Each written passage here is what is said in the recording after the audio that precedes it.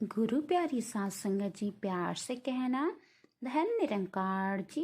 सात संगत जी, सतगुरु माँ से यही अरदास है कि सभी की झोलियाँ खुशियों से भरी रहे और आप सभी हमेशा खुश और स्वस्थ रहे। सात संगत जी, आज की साखी बहुत ही प्यारी है। आज की साखी एक सास और बहू की साखी है। आशा करती हूँ कि आप जी को ये साखी बहुत ही पसंद आएगी। संतो जी, साखी कैसी लगी ये कमेंट बॉक्स में ज़रूर बताएं।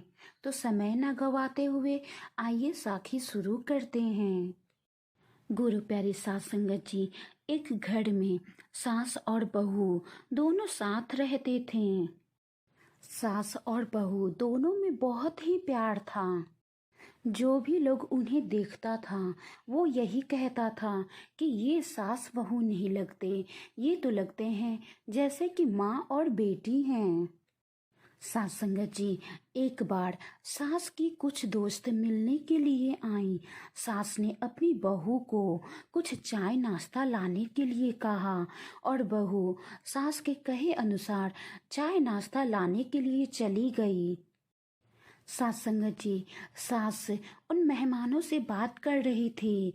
तब तक बहू का चाय नाश्ता भी तैयार हो चुका था और वो चाय नाश्ता लेकर आई।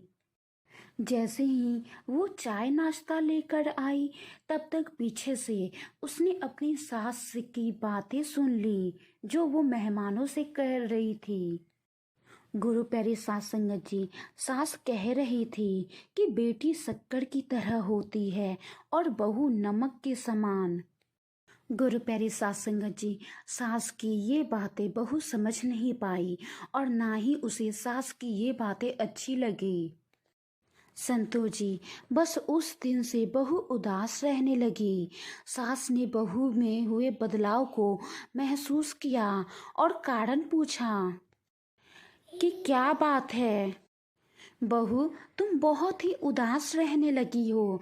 तुम्हारे अंदर मुझे बदलाव दिख रहा है।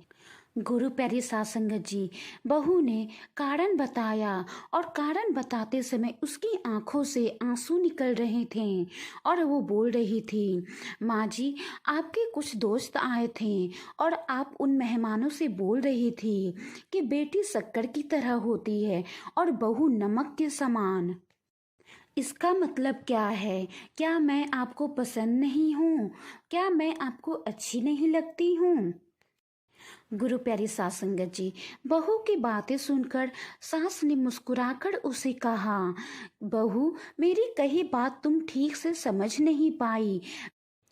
मेरे कहने का मतलब ये है कि बेटी शक्कर की तरह होती है जो हर हाल में मीठी लगती है, चाहे वो जो भी करे या जैसी भी हो। जबकि बहू नमक के समान होती है जिसका कर्ज कभी चुकाया नहीं जा सकता और जिसके बिना हर चीज का स्वाद बेस्वाद हो जाता है। बहू, तुम्हें भी पता है नमक का कर्ज कभी अदा नहीं कर सकते, चाहे अपना पूरा जीवन ही क्यों न लगा दे। इसीलिए मैंने कहा था कि बेटी शक्कर की तरह होती है और बहू नमक के समान। और तुम ही सोचो, नमक के बिना क्या कोई चीज का स्वाद होता है? क्या कोई चीज अच्छी लग सकती है? गुरु प्यारी सास संगत जी, बहू को अब सारी बात समझ में आ गई थी कि उसकी सास क्या कहना चाहती थी और उसने अपनी नाराजगी दूर करके सास को गले लगा लिया और उनसे माफी मांगने लगी। गुरु प्यारी सास संगत जी, अगर सास बहू में माँ बेटी वाला प्यार हो जाए तो हर रिश्ते से तकरार खत्म हो जाता है। प्यार मोहब्बत और हो बस अपनापन, कितना सुंदर फिर हो जाए ये संसार। गुरु प्यारी सात संगत जी, कोई टूटे तो उसे सजाना सीखो, कोई रूठे तो उसे मनाना सीखो। रिश्ते तो मिलते हैं मुकद्दर से, बस उन्हें खूबसूरती से निभाना सीखो। गुरु प्यारी सात संगत जी, सास और बहू का रिश्ता बहुत ही प्यारा सा रिश्ता है।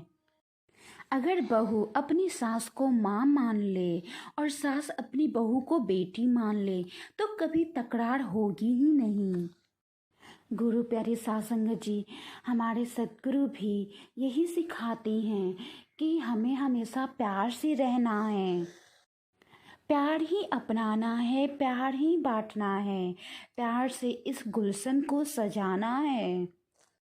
प्यार बांटेंगे तो प्यार मिलेगा और नफरत बांटेंगे, नफरत बोएंगे तो नफरत ही मिलेगा।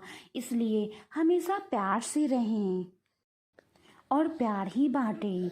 गुरु प्यारे साध संगत जी, वाणी में कोई त्रुटि हो तो बख्श लेना जी, प्यार से कहना। धन्य निरंकार जी।